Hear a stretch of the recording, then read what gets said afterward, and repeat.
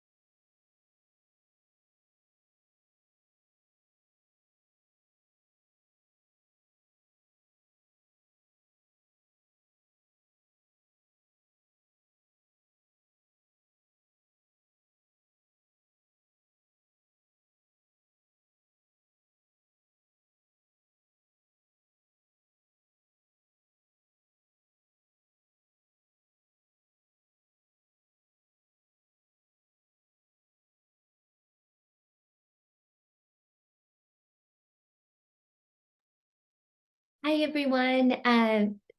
For those of you who have just logged in, we're giving everyone a few more minutes to get situated, so hang tight and we'll be with you at 4:05 p.m.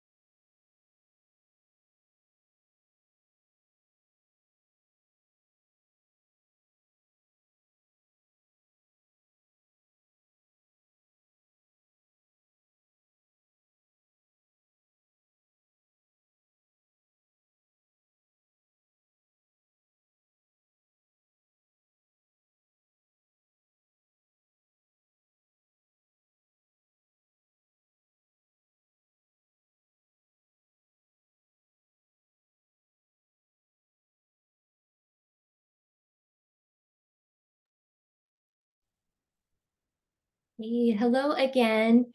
And for those of you just logging in now, welcome and thank you for joining us this afternoon. My name is Sarah Gamboa, and I'm one of the FPF academic advisors hosting today's session. And I'm also being joined this afternoon by FPF advisor Caroline and FPF director Tara. Caroline, would you like to unmute and say hello? Sure. Hi, everyone. Just as a reminder, my name is Caroline Forrest, and I'm one of the academic advisors in FPF. I can't see you all, but it's nice that you're here with us in the Zoom webinar format. And hard to believe that it's already time to plan for your spring semester first year. So what an exciting time. And I'm Tara Young. I'm the director of the fall program for first semester. Very happy to be here. And by the way, Sarah and I used to work in LNS advising. So we're very familiar with the office that you are going to be using your spring and after. So we'll be a good resource for you. But thanks. I'll be in the background. Thank you, Tara. Thank you, Caroline. A few Zoom logistics, just so you all know, to reiterate, we cannot hear or see you. So please feel free to take breaks, step away for a moment. Don't worry about the background noise. Also, the chat feature will be off for the remainder of the presentation. If you have any general questions, please feel free to use the Q&A function on Zoom. For specific questions, or if we do not get to your question for any reason, please reach out to your FPF academic advisor. If there happens to be a power outage or Zoom crashes, we will restart the webinar using the same link as before. So the spring 2024 enrollment timeline, these days and times are listed in your Cal Central under your My Academics tab. And phase one, the October 17th date listed up here, this day is for priority enrollment. So some of you have already begun enrolling and picking out courses, but I think a majority of you are going to be enrolling November 1st, November 2nd.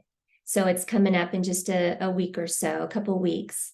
You'll notice that the unit cap or the unit limit is similar to FPF. So you can enroll in up to 13.5 units during your phase one. During phase two, it's 17.5 units. So again, similar to FPF.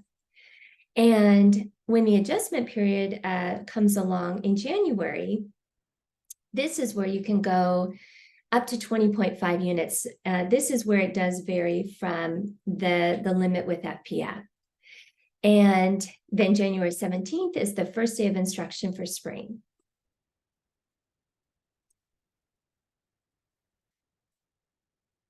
So here are some helpful planning resources to be aware of in mapping out your time as an undergrad in letters and science. So first is the LNS advising website. This is a really great site to familiarize yourself with. It is packed with a ton of information. And the page I want to highlight from this site is the LNS degree requirements page that summarizes UC, campus, college and major requirements, unit requirements and restrictions, residence requirements, and GPA requirements. So it's all there up on that page. And of course, the advisors in LNS are also very helpful in breaking that information down and explaining that in more detail to you. Next is the academic guide, which is essentially the online catalog. And among some of the many features that it has, it includes the schedule of classes for the upcoming semester. It also includes the schedule for past semesters. You may have noticed that already for past years. It may also be used to help identify prerequisites for your intended major. And it can also be a really great tool in exploring different majors and options. That it's I think it's called the guide game exercise. Is that right? I think so, yeah. So I use that with a lot of my students over the years. There's some really cool filters on the left that can be used in helping to link your academic interests and disciplines with majors and putting that all together. The major or departmental websites will then expand on the information that is summarized in the guide, specific to major requirements, how to apply to the major, advisors in the major and how to contact them.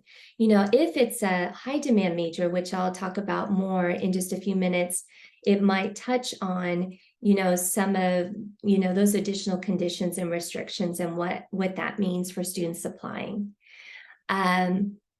And finally, the Academic Progress Report, or the APR, is located in your My Academics tab in Cal Central.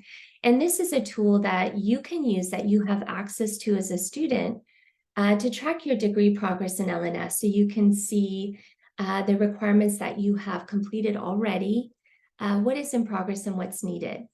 And so this is a great way to track, I think, specifically your requirements specific to campus, UC, and LNS. So this page here summarizes overall requirements for LNS. And this can all be found on the LNS degree requirements page that was mentioned on the previous slide. So the first category here, the UC / campus requirements, beginning with entry-level writing. This is a requirement that many of you came into Berkeley, or I shouldn't say many, some of you came into Berkeley having satisfied already. Some of you came in needing to assess for this, or you decided to take the 6-unit course in the fall. Then we have our American history and institutions requirements. And these are additional requirements that you very likely covered with high school work. And then the American cultures requirement is a requirement that is specific to the Berkeley campus. And this is something that you most likely did not come into Berkeley having covered already. And that is something that you do need to take on the Berkeley campus. And keep in mind, the American cultures requirement does overlap with a lot of courses to satisfy breadth. So the AC suffix, you'll see that on a lot of courses, and that means that it satisfies American cultures along with potentially, another breadth. So courses specific to LNS, Letters and Science, which is the college that you're in, the first category is essential skills. And all of these, the categories here, all of these courses, they do need to be taken for a letter grade. If you do indeed need to take them at Berkeley. Reading and composition is a priority of all the subject requirements up here on this page. This is something you do want to prioritize. It does need to be completed by the end of your sophomore year. And then we have the quantitative reasoning and the foreign language. So these are tracked in the APR, and you can determine, if those were covered with high school work or if they're not. The foreign language, I've noticed, as well as the American history and institutions, does seem to take a little bit longer to update in the APR. So if you're not yet seeing that, if you're not yet seeing that being reflected as satisfied, give it a little bit more time. Sometimes it can take the full fall semester. Then you have your 7-course breadth, and breadth cannot be satisfied with exam scores from high school. This needs to be actual coursework. This can be taken on a pass, no pass basis. And there's some really cool categories. I think, there's some cool categories you can select from to satisfy these courses, one of which is LNS Discovery courses. This is a grouping of courses taught by some of the best teachers among Berkeley faculty. So that would be one grouping to consider. And then the other is the LNS Big Ideas courses. And these courses are co-taught by 2 or more faculty from different departments. And they expose students to multiple approaches to the main, focus of the class. So also really, really unique experience and enjoyable. And then finally, the unit requirements. So students in LNS need 120 units minimum to graduate. Of that 120, 36 need to be upper division. And of that 36, 6 need to be outside of the major of those upper division. I will say the unit requirements here listed tend to just happen on their own. So there's typically not anything extra you need to do or worry about as an LNS student in order to cover those ones. So major does not equal career, exclamation point. Add a couple more there. I think that it's a very, very common misconception among students that the major they select equals what they're going to do for the remainder of their life in terms of, as their career path. And it doesn't help that, when you Google, or use the internet to search, majors or does major equal career? It's just going to support the notion that, this major is the only major that's going to get you a job right now, or this major is not going to get you a job and is too broad. And so it's hard to ignore information found on the internet. But you can't go by trends, and information on there that's going to change. And that's just the reality of it. What I do recommend, or what you can control, are those outside of the classroom experiences that can not only lead to a major, but potentially a career path, such as internships, research, joining clubs, networking, on and off campus, getting to know your instructor. So these are all, amazing opportunities that I would highly encourage you to take advantage of, that can be extremely useful in, in leading you to your career, your first job. So these resources on the slide here are, I recommend all the time. I think as advisors and staff in FPF, we are constantly referring to these and workshops that they're holding. The Career Center has a lot of workshops. The Career Counseling Library has counselors you can meet with there. They have assessment tools that can assess your interests and your skills and your values. And even if you did those in high school, that information will change over time and will update, so I think doing it every couple of years can be very useful. So be sure to check those out if you are kind of searching and looking for a little bit of guidance there. High demand majors in letters and science. So this is a term that you all have probably heard at this point and may already be familiar with, but what these are is they're very popular programs at Berkeley that are just not able to accommodate all the students who want to pursue this particular field. So as a result, there are restrictions or conditions that have been created that impact students who are applying to the program. There are 11 high demand majors total in letters and science, and that is art practice, computer science, data science, economics, global studies, media studies, operations, research, and management science, political economy, psychology, public health, and social welfare.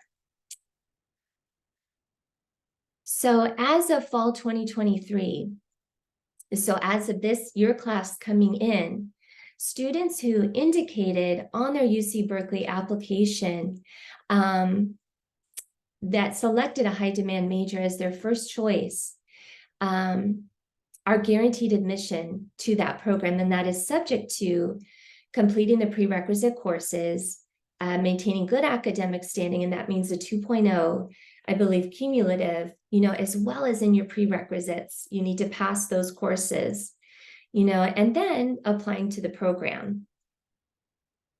So what that means for first years who did not indicate a high demand major on their UC Berkeley application is that they must then go through what's called a comprehensive review, or the CR. And the CR application considers more than the student's GPA and grades. So I've heard, I am in a separate meeting or training I was in on this, that it can be kind of viewed as applying to Berkeley all over again in terms of, answering some, I think a couple of essays, or answering a couple of essays, and they'll be looking at what you've done since high school graduation, since coming to Berkeley. So they're not going to be basing this on any of those accomplishments from high school that you did. So you have one opportunity to apply, and students must have an alternative, when they are applying to these, they need to have a backup non-high demand major that they can go to just in case they aren't admitted. So the great thing about being in letters and science, a liberal arts college, is that, coming into undeclared, is that you can change your mind. And on average, 25 to 80% of students change their mind on their major, not just once, but multiple times. So try not to feel as though you need to continue to pursue a major that's just not a good fit, that maybe that thought was going to work, as you came in and you took your first semester courses, but you're having doubts about it. So there's still time to change. Talk to an advisor, reach out and, learn about all those wonderful resources. So I'm going to turn it over now to my wonderful colleague, Caroline. Hey, hello everybody. So I'm here now to chat a little bit more about specifics for creating your spring semester schedule. So on the next slide, we'll see a standard outline for what creating a balanced schedule looks like. And if this looks familiar, it's because you probably already did it when you're making and enrolling in your FPF classes. And it's something that we recommended way back in Golden Bear Advising from over the summer. And so a balanced schedule typically includes something like this. That's 1 to 2 major prerequisites or courses that help you make progress or explore potential majors that you have in mind. I would also recommend a prerequisite for an alternate major, especially if you're applying for a high demand major, including the Haas School of Business as well. You also would want to be thinking about your reading and composition requirement if you still need it. That could be a college writing R1A, a 4-unit R1A, or reading and composition Part B, for example. You also want to add in a breadth or an elective or two for a grand total of an average 13 to 16 units, depending upon the individual courses that you enroll in. Okay, so now let's look at some sample schedules to see what this might look like depending upon certain majors that you may be considering.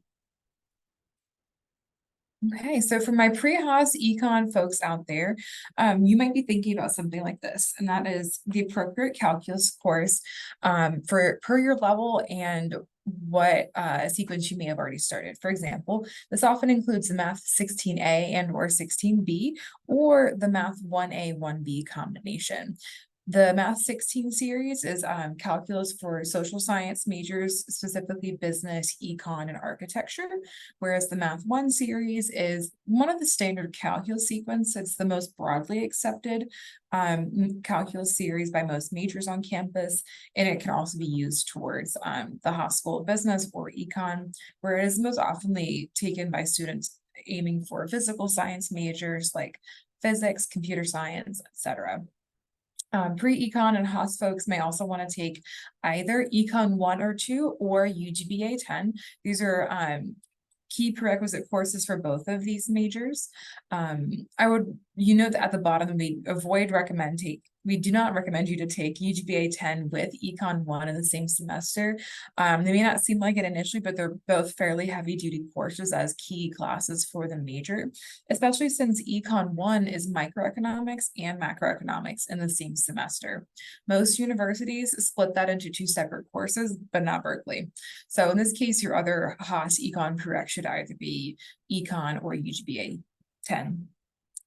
Also important to note here as well that Econ 2 is an extra hour of lecture each week. So this one might be good if you're leaning towards the Econ major specifically, because it gives you more time to delve into the core concepts here.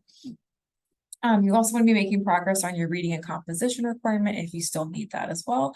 And it's good to also throw in a breadth and or alternate major requirement in addition to your Haas Econ prereqs, just that way you're making holistic progress in everything that you need to be working on. Now, for my biology, science, pre-health majors, maybe if you're thinking about MCV, IB, public health, or even potentially pre-med down the line, you will also want to be continuing on with the appropriate calculus course for your sequence, which can include the Math 1 series or Math 10B. Just a note, the Math 10A is only offered in the fall, so if you're aiming for that particular math course, that will factor into your future semester schedule planning. It's also a good idea to get started on chemistry 1A in the lab, or some general lab science, most oftenly chemistry 1A if you were not able to take it this fall semester. But if you did already do chemistry 1A, you could potentially move into chemistry 3A in the lab, or bio 1A or bio 1B.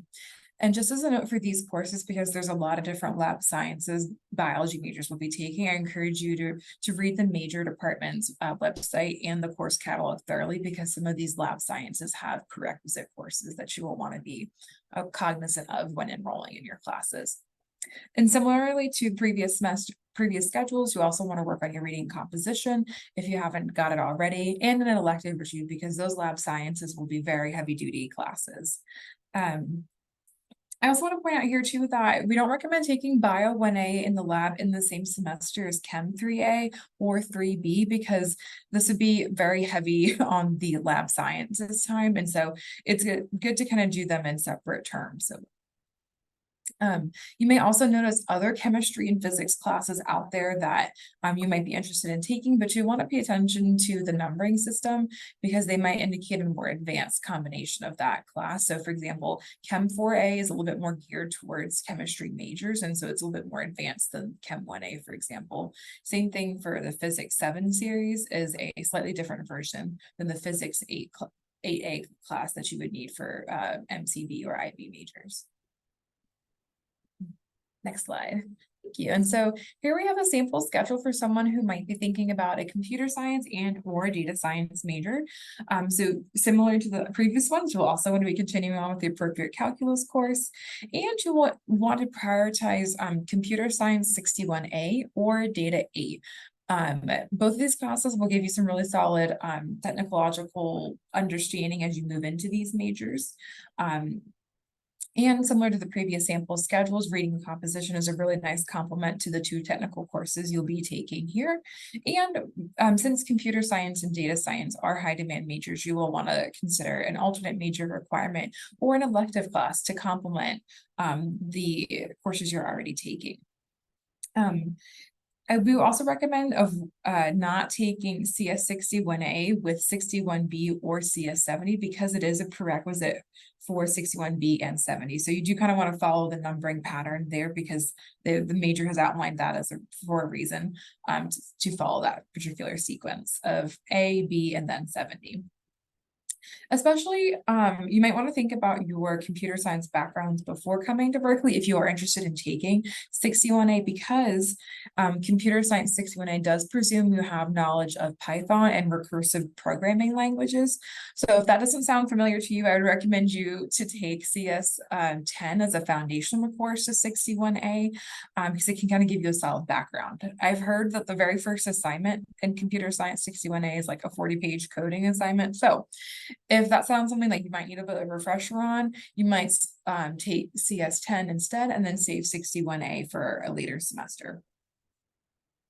Okay, next schedule, please. Yeah, and right here we've got a sample schedule for our attended psychology and sociology double major, for example, but you can still use this approach if you're thinking about other social science or humanities majors. And so a student in this scenario might want to take statistics instead of calculus because that course might be more appropriate for some of the research that they'll be doing later on in life, later on in the major. So intro to stats can be stats 2, stats 20, or stat C8, which is also known as data C8. Sociology 1 is the intro to social class for intended sociology majors. A biological science breadth course like Anthro 1 would be a great complement to statistics and biology, as well an elective or another breadth of your choosing for a variable number of units, depending on what you go for here. Okay, so now in the realm of general schedule planning tips and tricks to kind of help you move through your enrollment in the upcoming weeks. Now, you may remember from FPF over the summer that we had 3 different phases of enrollment. That's something that all of campus does for the rest of your time here. So it's good that you started it now when you're in FPF. So just as a reminder, in phase 1, you can enroll in up to 13.5 units. In phase 2, your unit limit increases to 17.5. However, the main difference between, your semester in FPF and moving forward is that when you get to that third enrollment period in adjustment, which usually happens about a week or 2 before the semester starts, you can actually enroll in up to 20.5 units. Now, 20.5 units is not necessarily recommended in your first term because that is a really heavy unit load, but it helps you keep your options open, especially if you might be waitlisted for a class and you're trying to hold space for a backup course. That being said, if you're looking at all these phases and you're like, okay, well, what do I do with this information? I clearly may not be able to get my whole schedule in phase 1. And that's where you want to enroll in your courses by the order of priority, or as we say, prioritize your enrollment by phases, basically. So in phase 1, we want to enroll in anything where we don't have that many options to get to that particular goal. And that usually includes any major prerequisites where you have to take certain courses or reading and composition if you still need it. Reading and composition courses are often capped anywhere from 14 to 20 students. So smaller class sizes might mean that it enrolls a little bit faster. So those types of things we put in phase 1. Anything that we can't get in phase 1 or that we can be flexible with, we save for phase 2 when we have a higher unit limit and perhaps a little bit more time on our hands to enroll in those courses. And so that might be your breadths, your backup courses, your electives, etc. And then our adjustment period that overlaps with the first few weeks of the semester is for us to enroll in things like decals, make any last minute schedule changes because we don't like that psych class anymore, or something else that's going on and you need to make an adjustment.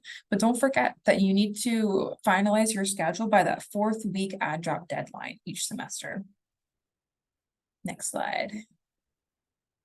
Thank you. Okay, so we talked about what types of classes you might be looking at, the approach of how you need to prioritize with enrolling them.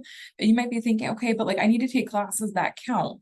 Well, they all kind of count in some way. So it's not necessarily a myth that that you can't take a class that doesn't count for you, because for a couple different reasons. One of them is that many of the prerequisites that you might be taking for your intended or potential majors, they may also fulfill breadth requirements.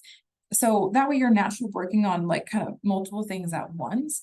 And if you don't know what majors you're thinking about, well, then use the built-in breadth requirements to find something that does interest you. And you can kind of use that as a way to test out if you like that subject area. For example, maybe you take MCB 55, plagues and pandemics, because you're kind of thinking about epidemiology and whether you want to go into the biology-based field. A class like that might satisfy one of your 7 breadths, and if you take it, it can give you a sense of whether you want to move forward in that particular discipline. So yeah, if you take a course that helps you explore majors and find what you're passionate about or what you're not passionate about, it's definitely not a waste of time because you've learned something valuable about yourself and what you want to do with your education. And so this gives you the space to take things for fun. The main time sensitive requirements are entry level writing and reading and composition. Most of the other ones that Sarah outlined for you have to be done by graduation. So that gives you those 8 semesters, not including summers, to be working on your different requirements. And I also want to remind you too that all units count towards the minimum 120 units for graduation, which was one of those unit requirements that Sarah talked about. And so at bare minimum, if you take a class for a potential major and you change your mind about that, If you pass it, you still get the units for graduation. Or if you take a random decal or elective just because it sounds interesting, if you pass it, you get the units for 120. Great. Next slide. One thing you may also be thinking about for next semester is wait lists. And so while wait lists can be a little bit different after you move on from FPF, because they tend to be longer than what you might have experienced in FPF. Some wait lists on campus can be upwards of 100 positions available on that wait list. Most wait lists are about 10% of what the class capacity is. So it kind of depends on how big the course itself is and how the department set up the course. So the important thing to remember with waitlists is that your waitlist position is based upon the availability of seats in the lecture component, not necessarily the discussion section. However, if you are waitlisted for discussion, you're also waitlisted for the whole class. So it behooves you, or it's important to make sure that if you're looking for an open spot in a class, there needs to be an open spot in the lecture and in the discussion section for you to be fully enrolled in that course, barring any other enrollment restrictions. So sometimes it happens that there's room in the discussion, but you're still on the wait list. That's when you might want to check out the fine print details for that class, especially if there are reserved seats. Reserved seats is when a certain number of seats in that class are reserved for a specific population of students. And if you're not a part of that reserve group, then you might be waitlisted for the course, in which case you would want to chat with the department about how they set up the enrollment in that class and likely find a backup class to enroll in. Okay, so we often get the question, well, am I going to get into the class I'm waitlisted for? Caroline, what are my chances of getting into this class? I unfortunately cannot predict that for you, and neither can most advisors. As much as we would love to tell the future, it just doesn't work like that, because movement in and out of classes depends upon what everybody else is doing in that class and on the wait list. So that's why it's a good idea to make sure you have multiple backup options. And if you do find yourself on the wait list, let the wait list run its course and wait for a second just to see how it goes. You do want to attend all classes that you are enrolled and waitlisted for in the first few weeks of the semester, just in case you do become enrolled. That way you're staying up to date with everything that's happening. Okay, so lots of boring, technical things we've talked about with your schedule planning, but I want to make sure you know about a couple different opportunities to add some pizzazz in, find new interesting classes. So Sarah already talked a little bit about the discovery courses and the big ideas. If you're scratching your head on like what breadth classes to find, especially for a particular breadth discipline that you don't really like, I would definitely recommend you to consider the discovery courses, because they're some of the best classes from many popular departments across campus, but it's geared for non-majors specifically. It's a good idea for your physical science breadth, since they have a lot of classes within that realm. Same thing for arts and literature. Big Ideas, as Sarah said, is a course, is a type of class where they multiple professors from different disciplines come together to tackle one subject or one topic. You might also be interested in the American Cultures Engaged Scholarship courses. These ACE classes is basically an American Cultures class, plus some type of community engagement project, which might be volunteering or working on some type of out-of-class project with a local community organization. So that's a really cool way to get involved and feel some sense of community in the Bay Area. If you're looking for like a lighter enrichment opportunity in terms of like total number of units, you might like the Berkeley Connect courses.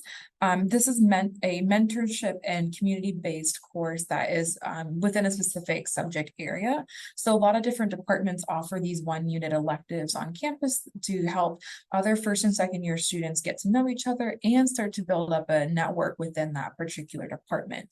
So if you're interested in like the computational biology department and you're like not really sure what that's about, or like how do you get into that graduate program, what opportunities are involved, then you might look into enrolling in the computational biology Berkeley Connect elective, for example. And plus you get mentorship from a graduate student in that discipline, so it's a really nice setup. Similarly, another elective you might like is the freshman seminar series.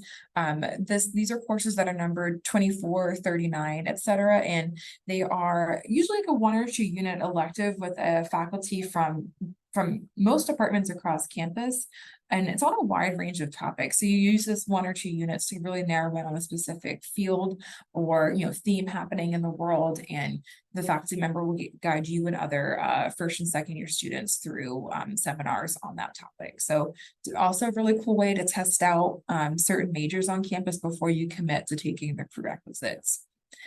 And we have our favorite decals, as always. This stands for Democratic Education at Cal. And these courses are taught by other undergraduate students and are sponsored by a faculty member. So you can still use them towards your unit load and your units for graduation. The topics range from like really creative things like learning the native Hawaiian language, Python coding, learning about like salsa dancing, or you could even do so many other things that you can learn in these classes. Like they truly are awesome.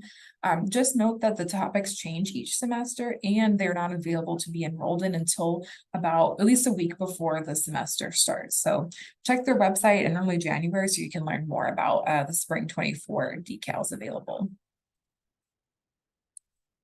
Okay, some other considerations that may be going through your heads as you think about your spring semester schedule. So when do people usually declare their major? What if you have no idea about that? Well, students typically declare their major by the end of second year, which is around spring sophomore year, or sometimes early junior year, depending upon which major you're looking at. But you do want to be aware of like special conditions and timelines to declare depending upon what major you're looking at. Some major departments, you can declare the major any time of year, but other departments only allow you to do it during certain windows of that semester. So that's where you want to revisit the major department's website and speak with an advisor in that department about those specific nuances and logistics. And given what Sarah shared about high demand majors, you will want to be paying attention to announcements from the College of Letters and Science if you need to apply to a high demand major through the comprehensive review. And if you have no idea what you want to major in, that's okay. You still have time. Sophomore year, not that far away, but also that's only 3 semesters away. So you got time to sort through those types of big picture questions. So when it comes to studying abroad, many students study abroad in their junior or early senior year. At this point, you may be already declared in a major and are starting to make progress in that regard. Most often students go abroad for a fall or spring semester, but you can also do a full academic year, or you can study abroad during the summer. And so you typically will start planning the study abroad process about a year before you intend to go.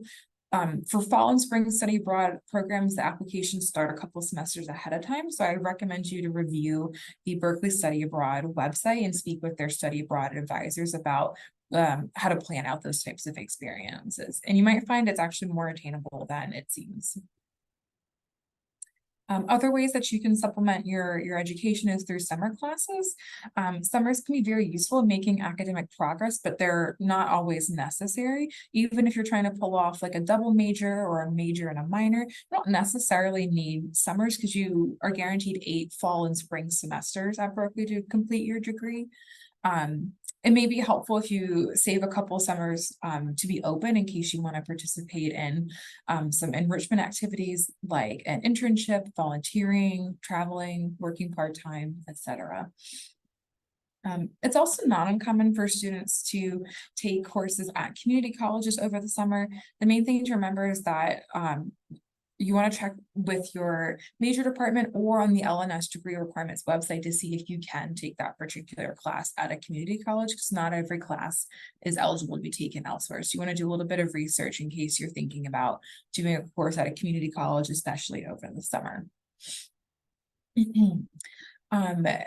When it comes to like looking where your advanced placement, IB, or transfer credits are, since you made much time over the summer sending in all those documents, it's important to note that the initial transfer credit review process for new incoming students like yourselves usually takes up your entire first semester at Berkeley. It starts in July and it often doesn't finish until November or December, and it is first come, first serve for all 6,000 or 7,000 first year students. So if you're looking at your academic progress report or your transfer credit report or your exam score report and you're wondering, where is my exam score? Why haven't I satisfied foreign language yet? It's possible that your documents are still being reviewed and it hasn't made its way to the academic progress review or academic progress report just yet. So I would recommend, take a peek at your progress report now, but revisit it after finals this semester, and you might see more information filled in. And if something doesn't look right or it's missing, you can submit a ticket with Cal Student Central to review your report and see what needs to be done. Okay, last but not least, let's chat about upper division courses. Upper division classes are numbered 100 through 199, and they usually equate to junior or senior level difficulty and maturity in that subject area. Just as a note, graduate courses are 200 above, and undergraduate students typically cannot enroll in them at this time unless you have permission from the department. Generally speaking, you do want to avoid upper division courses in your first 2 semesters as a first-year student at Berkeley because of a couple of reasons. One, many upper division classes have prerequisite courses, whether they're stated or not. That means you have to have like certain coursework or knowledge ahead of time before enrolling that course in order to do well.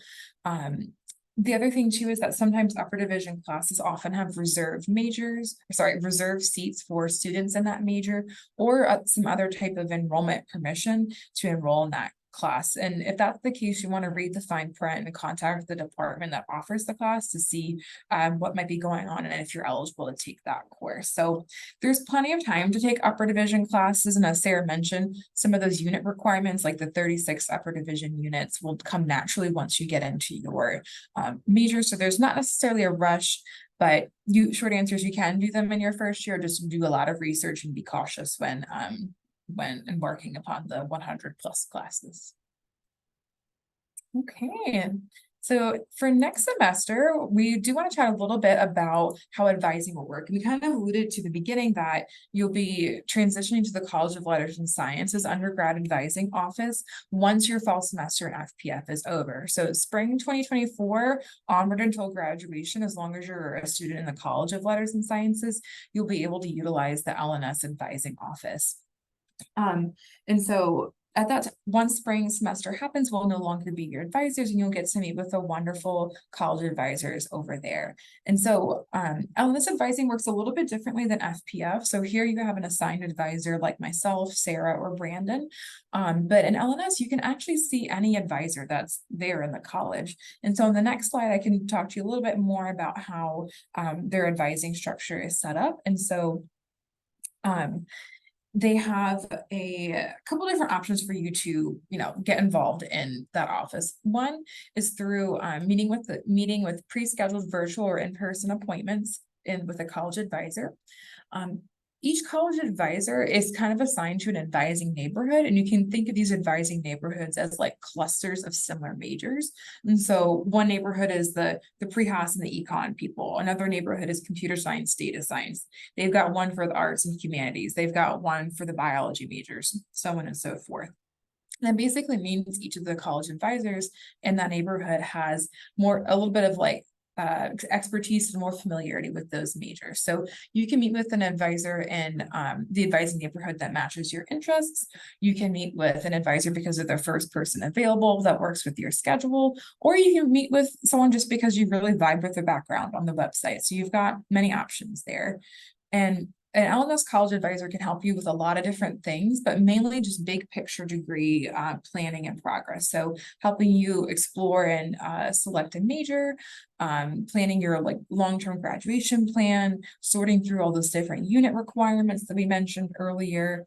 They can also help you working through academic difficulty or anything that might be impacting your overall experience at college. So that's what a college advisor does, but you can also see a major advisor too. So each major and each minor at Berkeley has their own set of advisors, or a singular advisor who's kind of like the expert in that program. So you'd want to visit the major advisor if your questions more pertain to how do I declare into this major? What are the logistics of declaring? What opportunities do I have within this major? Can I take a major prerequisite while studying abroad? Those type of very specific major related questions you'd want to ask a major advisor instead of a college advisor. And you can usually get a hold of a major advisor by going to the major department's website and looking for their advising services tab to see how you can connect with that person. Okay, so now we're at the end. Do you all have any questions or concerns you'd like to share with us? Just as a reminder, you can use the Q&A feature in the Zoom toolbar.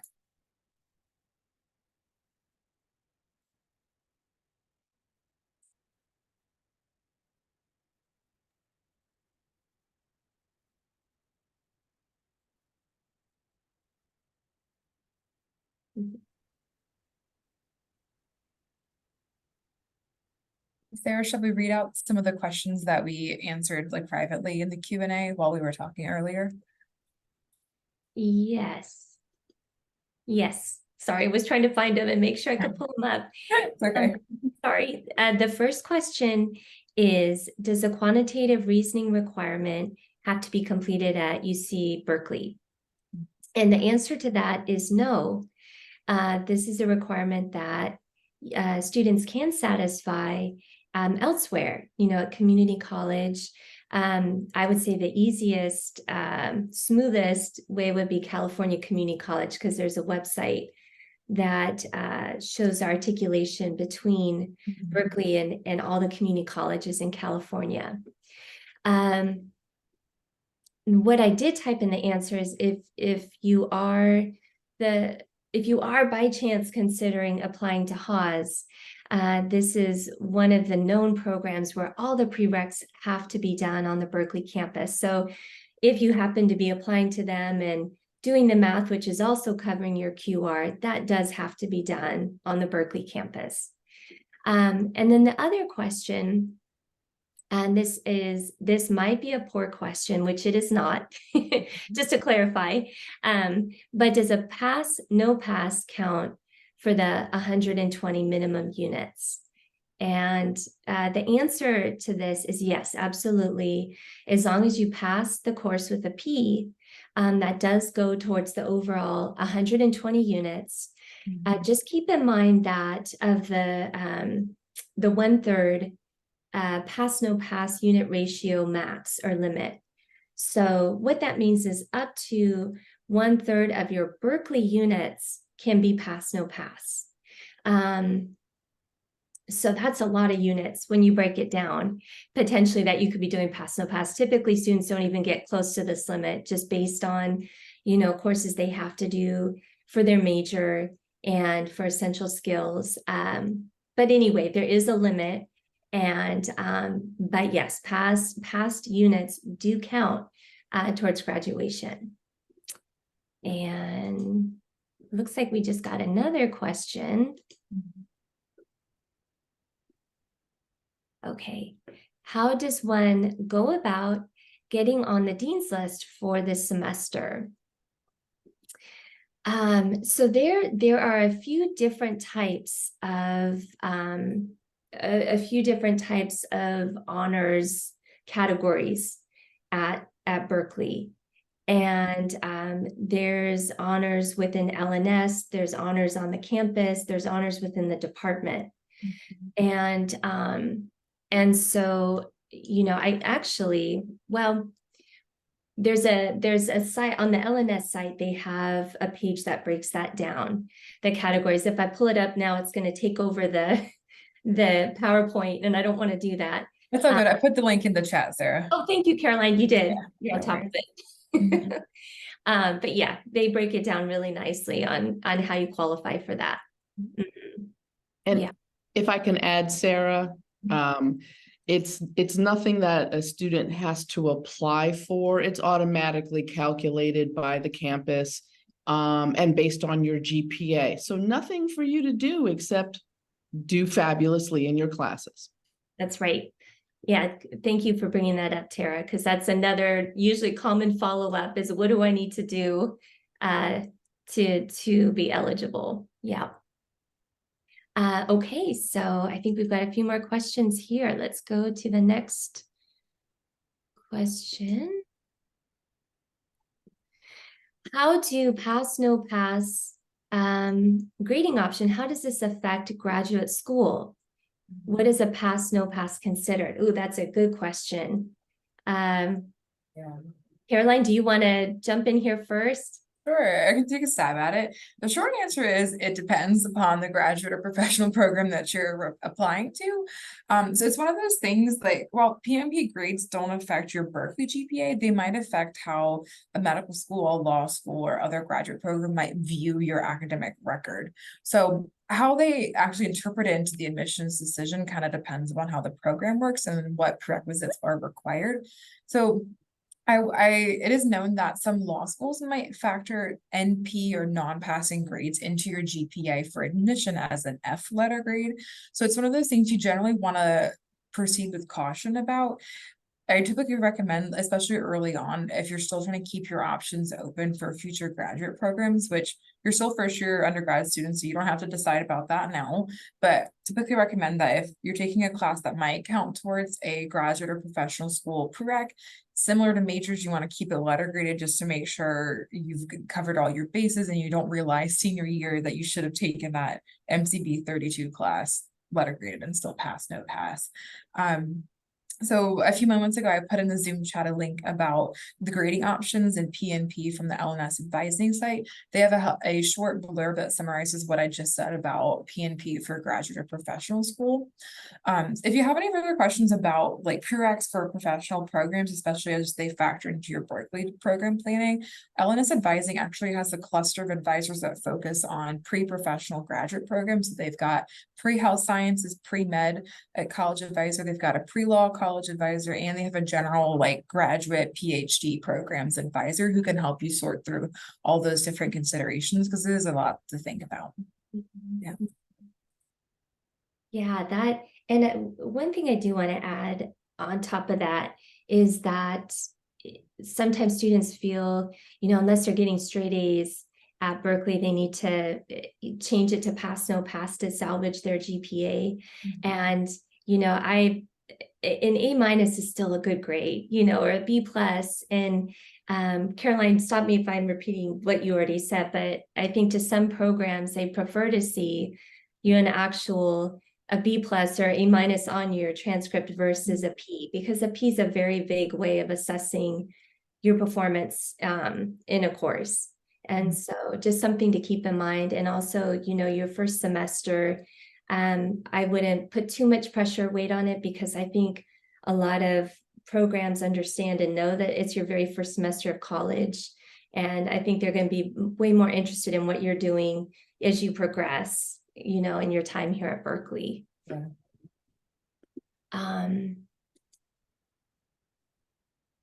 So any final questions before we end our time today?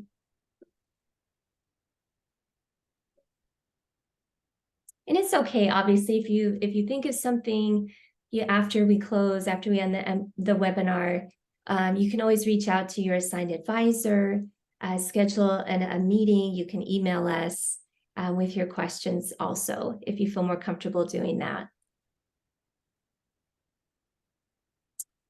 So, okay. Well, I think on that note, I think we'll, we got one more.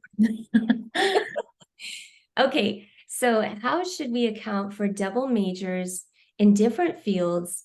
For example, computer science and sociology when schedule planning?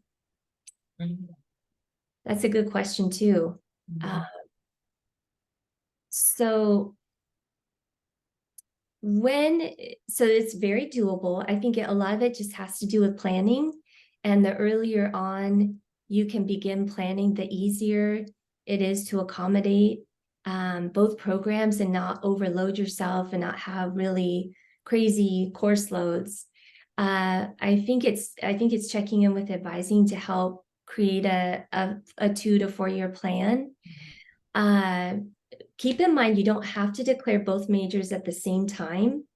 So you can always add the second one on a little bit later. I would prioritize the high demand major, or potentially the one that has more prerequisites that kind of need to be done in a particular order. So yeah, it's very doable. And we actually kind of encourage, I think, Terry, you might speak to this too in LNS. When we talk about double majors, we kind of encourage 2 majors or programs that were not related or similar and that were actually very different. Yeah, Um, if I can add, yeah, one of the things that's nice about the planning is that if you, work on the high demand major first, because time is constrained. But if you are approved for a double major, you know how all students get 8 terms. Well, people who get a double major get a 9th term. So don't forget to maximize what you're doing in all your summers, including what that extra term is. And remember, at Cal, a term is only a fall and a spring. A summer is like an extra session and such. So it does give you the ability to be able to stretch that out, but you're also serving 2 houses. So you want to think about the stress upon you and make some regular appointments with your advisors just to make sure that your schedule is solid. mhm. I'll also add to that, if you do pursue a double major or even a simultaneous degree, which is your second majors in a different college, you actually need approval from both major departments in order to like pursue and like get that double major. So you'll have to meet with those advisors anyway. So why not do it early in your first year, just so you can see what you might be getting yourself into, because you only technically need 1 major to graduate. Double major is just the bonus one if you're really passionate about those particular subjects and you find some type of benefit in having both. Yeah, Gotta yeah, be worthwhile. yeah, good point. Good point. One other thing I wanted to add before we wrap up, and I forgot to say earlier, is that totally unrelated to declaring a major, but make sure you check your Cal Central account for any academic holds you might have on your account, because those will most likely bar you from future semester enrollment. So you want to view that in your My Academics tab and get those squared away as soon as you can, so that way you can enroll. That's all. Yeah, absolutely. Good reminder, Caroline. Well, with that, I think we'll close out for the afternoon, and just want to thank you all again for joining us this afternoon. And we enjoyed the time. And yeah, feel free to follow up with emails, advising meetings after today. So take care, everyone. All right, have a good one. Bye.